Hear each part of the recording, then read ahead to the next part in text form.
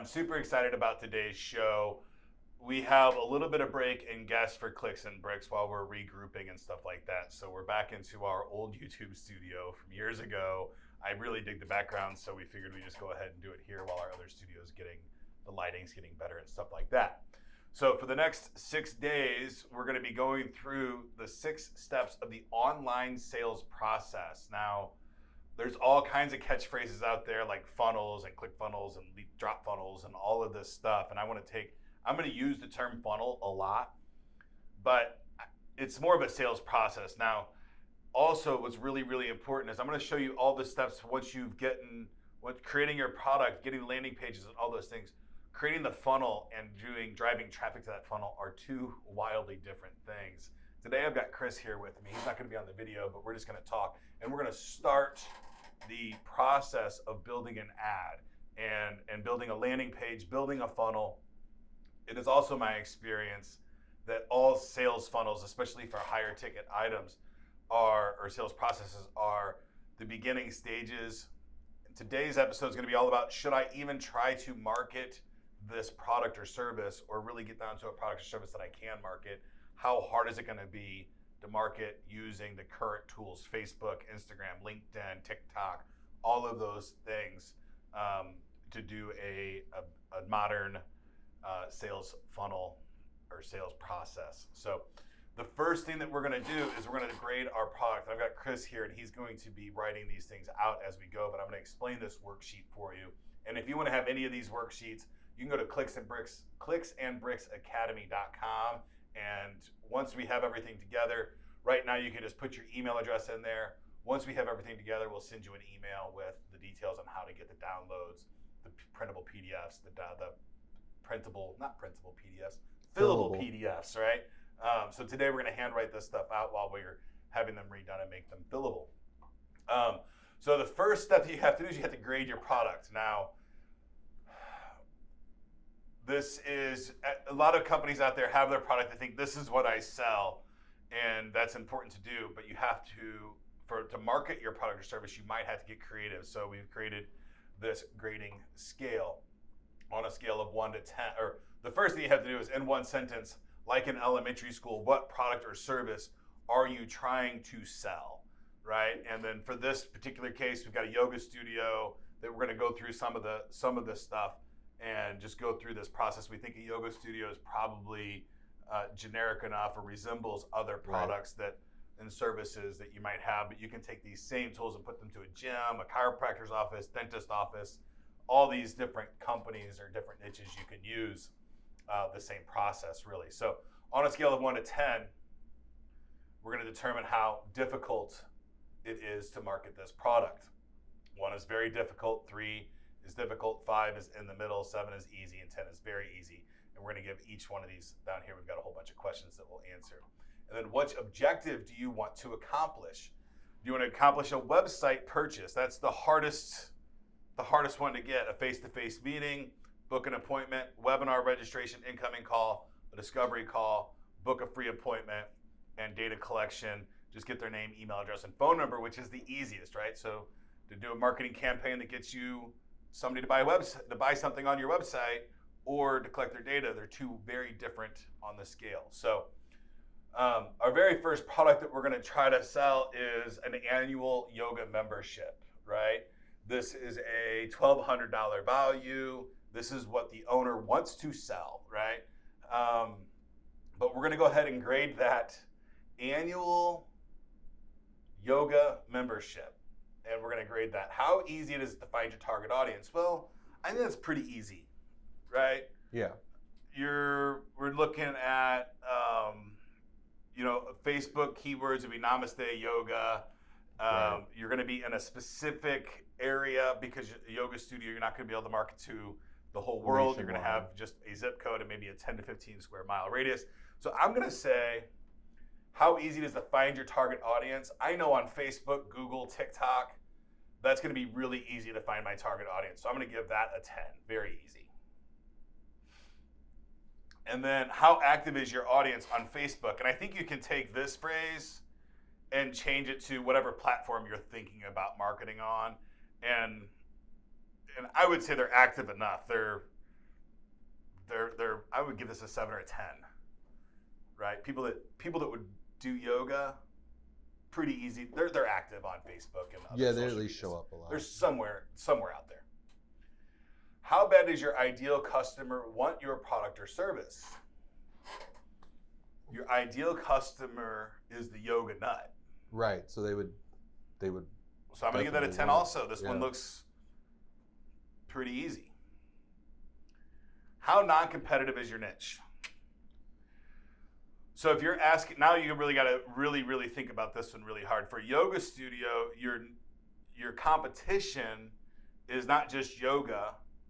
It's the gym, it's the park, it's YouTube, rec centers. It's a lot. So I think, although on the surface a yoga studio may not seem that competitive, I think there's a lot of things competing for that hour of the person's time and the amount of money that they would spend on that. So I'm going to say, how competitive is your niche? I'm going to give that a 3.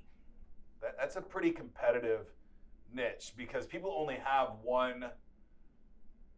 The average working person has 1, maybe 2 extracurricular activities, right? So if it's yoga, then that's all they're doing, that's fine. But they can do it on YouTube at home. Yeah, that's a tough one. It is a very competitive niche.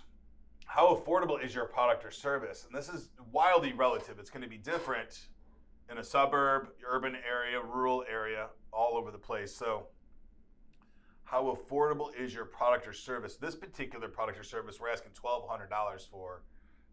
I'm going to give that, it's not real affordable. Right. So I'm going to give that a 3. Which objective are you trying to accomplish? We're trying to accomplish a website purchase, so a 1. What is your social presence?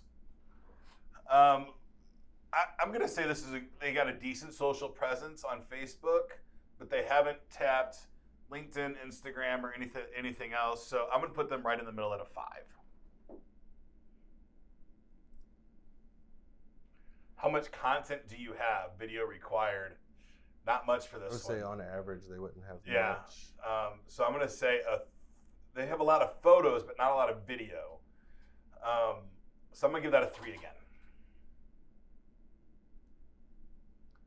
Do you have a current sales process in place? Yes, they do. And could it be better? I think so. So I'm going to give that a 7. What they're not doing right now is following up on the leads that are older than 30 days very well. So I would say that, and this is very common along a bunch of service-oriented places. They get that lead, they work it really aggressively for 1 or 2 weeks, and then it kind of falls off path, and the fortune is in the follow-up. So that 30-day, that I have a very strict rule of 13 contacts in the first 30 days of getting a lead. That's about every other day. That's text, email, phone number. And I really try to, if you can get it in the first 15 minutes of getting the lead, that increases your chances of closing it much, much greater. But really following up with those leads. So sales process in place. Did I say 7 there? 7, yeah. Okay. And then, do you have a complementary or alternative product upsell or downsell? And the answer is yes. That's very easy to do, and that's a 10 for this one. So what do we end up scoring this one at? So we are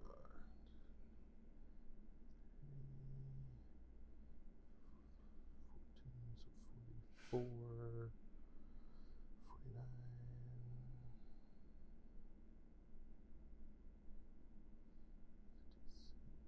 Looks like a 56. A 56. So according to this sheet, that's a don't do it. Now, on the don't do it, here's the trick. Because some of you out there, and I run a commodity-based business, right? Web hosting is a very, very commodity-based business. It's really, really cheap. It's widely available, very hard to sell. But the trick is that if you can figure out the do not do it, if you can figure that out and you can beat all your competition, you can be very, very rich. It's hard to do. Not very many people pull it off. So I do spend a little bit of time with these don't do it buckets because the outcome is great if you can figure out the right language and stuff to get them to actually buy online with just 1 or 2 ads.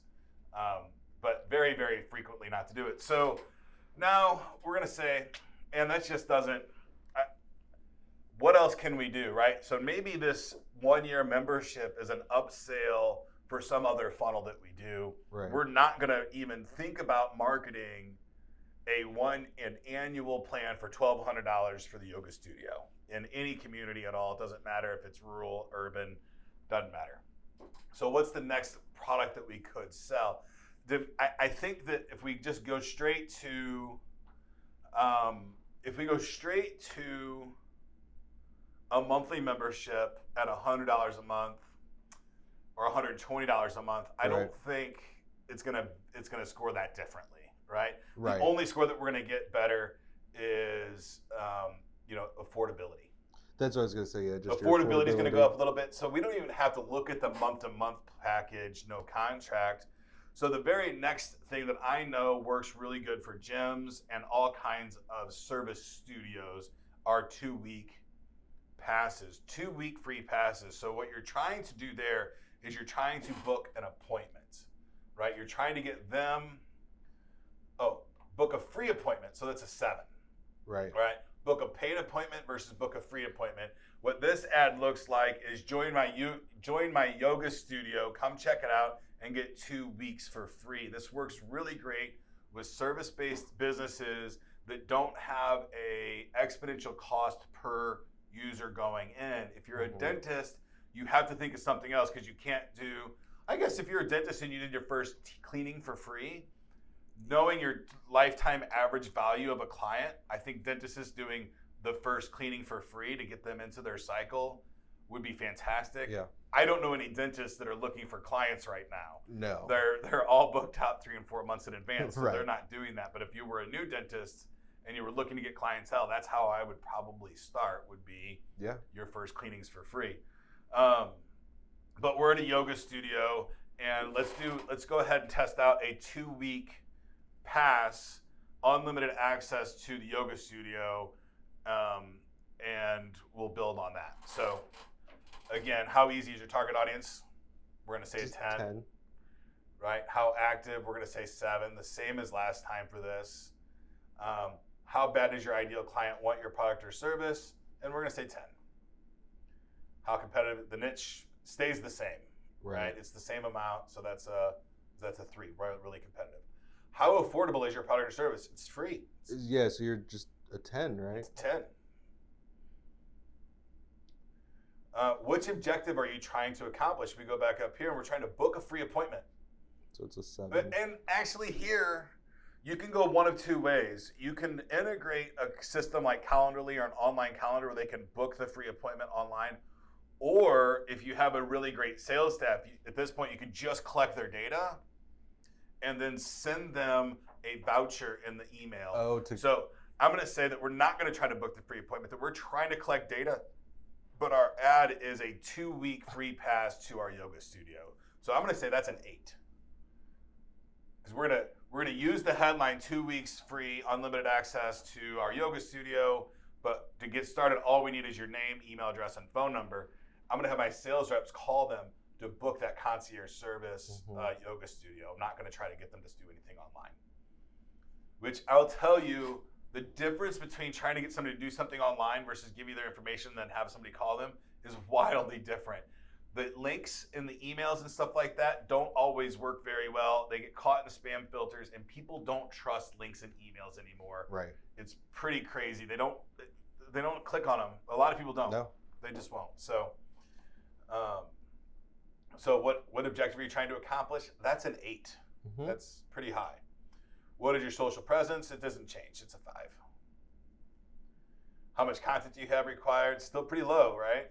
So it really doesn't change. Do you have a current sales process in place? Doesn't really change. And do you have a complimentary service to upsell or downsell? And the answer is yes. So what is that score? That bumps us up a little bit.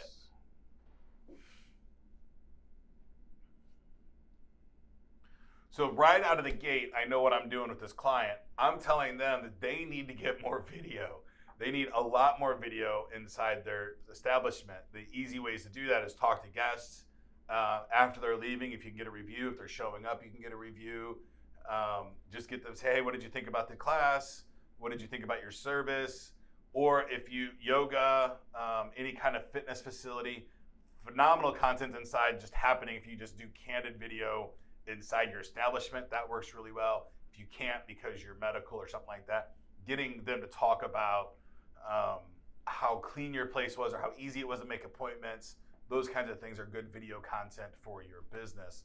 That's the number one thing that I'm going to be telling this yoga studio right now is you need to get more video content about your business. That can be the owner talking about their business, their clients talking about their business, showing off what's going on, directions to their facility, what to expect on the first trip video, all kinds of stuff, right? And then obviously we can help them create that content as well. Directions to the place, I never considered that one. Yeah, it works though. I've just never seen it. You got to have, especially like I've worked with a couple of MMA gyms that are like kind of hidden, right? The front door is hard to find for some reason because it's warehouse space, it's in industrial areas. So if you have a unique entranceway or something like that, how do I get there? Is a good one. If you're in a big urban area, also sometimes you're in those little row home kind of buildings, and the doors you can walk right past them and not even know. I know I owned a business that was on a major street, but the drive was really small. It was down a hill, so it was hard you could drive right past it and not know. So having a quick little video of like, hey, when you get here, start looking for us helps. Yeah, I just think that's a really awesome way that you can make video that I hadn't even considered. So that's not much better, 79, but if we can get their video content, or no, they're 73. So again, we're saying don't do it unless we have more video content. So, I mean, if you're a business owner, and that's who we're making these videos for, a business owner, somebody that wants to start their business, this is not a get-rich-quick funnel build. Like, I don't know how to do that. I've never been able to do it. I've tried. I can't do it, but I can make a very good living selling stuff online, and I've been doing that for 20 years, but I've never figured out that get-rich-quick funnel stuff. I've always failed on that. So, you got to get more video, much more video. And I'm saying, if you have a service-based business, you should be getting 1 to 3 videos inside your business every single day, right? And however you do it, if you want to go to TikTok, if you want to go Snapchat, and I highly recommend Snapchat right now, because if you're doing Snapchats a lot from your building, you're getting those little heat spots on Snapchat. Oh, that's true. And it works really well. So if you're just doing quick Snapchats, you can use that for other marketing campaigns too. And Mr. Beast has shown us that amateur by design works really well. So just doing fun Snapchats inside your office, and then using those for ads to show that you're a lighthearted, fun place to be, could be a home run for you. Well, I think it's important inside too. I like to see the inside of places before I go there. So if you have a bunch of videos inside, I'm much more likely to show up. Absolutely.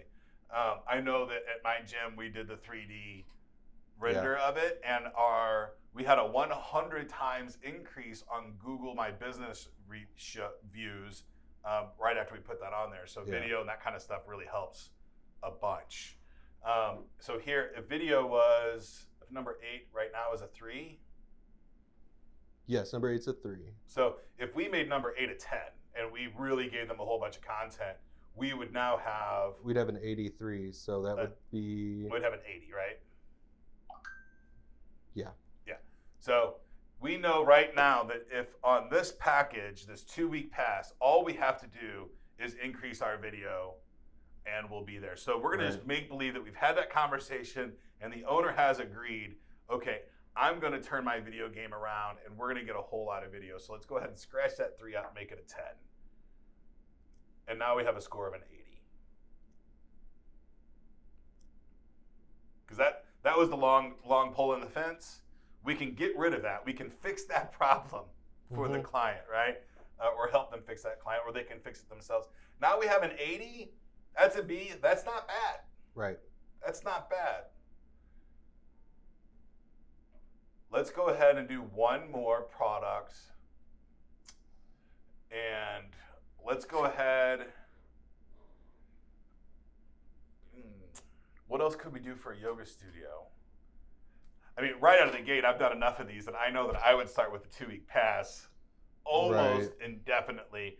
But let's go ahead and do, so the yoga studio is $100 a month, but then they don't want to do drop-ins, right? but there's a lot of people in the world that don't like long-term commitments. Yes. So I would couple this particular program with something like get a free yoga mat. Oh, okay. With a three class session, right? So it's not quite the 2 weeks free, but just because I want to have more options for my users, and I want to see if I run 2 campaigns at the same time, if I can drag them against each other. So we'll do. It's generally, I think they're $30 per, and they call them a drop-in. I'm just going to show up and do a class. I'm not a member. I'm just going to show up and do a class. So if it's 3 classes, would be $30, $60, $90 value. Yes. So we're going to go ahead and call that 4 classes. So it's $120 value. We're going to give some discounts and we're going to add some stuff on there. So we're going to do 4 classes for the price of 3. So they're getting $90, and you get a free yoga mat with that, and that's going to lower the barrier to entry, and it's going to increase their desire to do that. So it'll be 3 classes for the price of 4, and you get a free yoga mat with that purchase. And we're going to try to sell this on. We're going to try to sell this online. Yeah, you sell it online. Right. We want to do this one online to see if we can get that purchase as well. So right out of the gate, how easy to find your target audience is a 10. The next one, again, 7. It's the same company. Mm-hmm. The next ideal client's 10. How non-competitive is your niche? That doesn't change, unfortunately. Now, you can change your niche here if you want to, but any kind of business that does good, you're going to have competition in your niche. Yeah. If you're the first to play, that's fantastic. I've been the first to the game before, and it's made my entire career. I've also been to the first to the game, and I've lost tons of money. But anytime that I've been first to the game, more people showed up. Like it's just in how droves. It works. Yeah. So your niche, regardless of what you do, is going to get competitive at some point either way. You're competing for time and money more than anything else. Right. How affordable is your product or service? I would say $90 for 3 things and a yoga mat. That's really affordable. I'm going to give that a 10. Which objective do you want to accomplish? That's a 1. We're trying to get them to buy something online. What objective are you trying? Oh, we did that one. So it's social presence. What is your social presence? Doesn't change. Right. It's a 5. Oh, can we assume that if their video presence goes up, I mean, their social would too. Social would too. So let's go ahead and give them a 7 on that, because we know that they're going to be doing more. They're following our device and they're doing more video, which is going to up their social presence. And then we're going to assume that they've done their video recording. So we're going to give them a 7 there, or a 10 there as well. Sales process in place is 7, and then this last one is a 10. Yep. All right. So what do we score that one at? That one's pretty good, actually. Yeah. Let's see. And again, barriers to entry we've reduced, and we're reducing risk, right? We're trying to get that risk down as low as possible, and we're trying to give as much value as we can. So this third package is 3 classes for the price of 4. We're going to throw, and then we're going to throw in a yoga mat at no charge. And yoga mats, they can be expensive. They're expensive to buy, but wholesale, I buy yoga mats for about $3 when I'm buying 100 of them at a time, and I sell them for $12 to $25, depending on what they are. So, okay, so it's only 75. 75. What really changed it was that we're doing a website purchase. That really dropped it down. Drops it down a bunch, yeah. But it might be worth it. Right. Right. So my advice for these 3 products is, 1, I would not even attempt to sell the $1,200 annual package online at all. I would be trying to take these 2-week passes and these three classes for the price of 4. I'd be trying to upgrade them. Yeah. Into the $1,200 package, and $1,200 I'd probably do 50% off of that, depending on where I was at my studio. If my studio was really hopping, I wouldn't do 50% off an annual. But if I'm just getting started and I need people in there, because all rising tides rises all ships, and it's you need people inside your studios or they're not going to go, right? They're going to Right. feel pretty quickly. So I would definitely start with the 2-week pass, and I've done enough of these service-based industries to know that's a home run. If you've got a good product and you can give it away to people for 2 weeks and they fall in love, my numbers that I've experienced on a 2-week pass is that I get about a 40 to 60% sign-up rate. So 40 to 60% of the people that I put that ad in front of sign up and give me their contact information. 40% of those show up for the first class and they do the 2-week pass, and then 40% of those people actually convert into paying members. Okay. Those are the numbers that we've seen. 40 to 60 originally give you their information. 40 to 60 of those people you can get a hold of, show up, and then actually pay. Those aren't bad numbers, really. No, it's really great. And then the really good thing about that is that your ads to get people to give you the information are pretty affordable, right? You're not doing a big ad. You're saying, hey, can I have your name, email address, and phone number? And in exchange for your name, email address, and phone number, I'm going to give you a 2-week pass to my facility or something. Get creative, whatever business you have, right? I know roofers, it's like a free roofing consult, right? But if I was a roofer, I would say, you know, if we inspect your roof and you hire us for the job, then we'll give you a $100 credit on gutter, right? Or something like that. You got to figure out some other way to get that that inspection, right? To even do the quote if you're in a quote business. But you got to get really, really creative, right? If you're a low voltage cabling company, you know, hire us to do any job and you'll get 2 cable runs at no charge or something like that, right? And here's your, and then, you know, here's your free, you know, sign up for a free quote or proposal. Those are the tougher ones to do online for sure. The gyms, the dentist, if you solve a problem in a local community, Facebook ads are a home run. Google ads are a home run. Snapchat's a home run. TikTok is a home run on all kinds of different levels. So, but I know from tons of experience, and I promise you that I have to learn the same lesson over and over and over. Trying to market the wrong product will destroy your pocketbook. You will try for a long time and never succeed. And if you do succeed, it will be a giant home run. But I've not been able to figure out how to do these products that score, you know, really low on this sheet. I've not been able to figure out how to market them in this way. But I can use these tools to get clients in the door so that I can sell them those commodity products. That I build trust and a relationship with those clients, and that really, really changes the game. Thanks a lot. Get to work.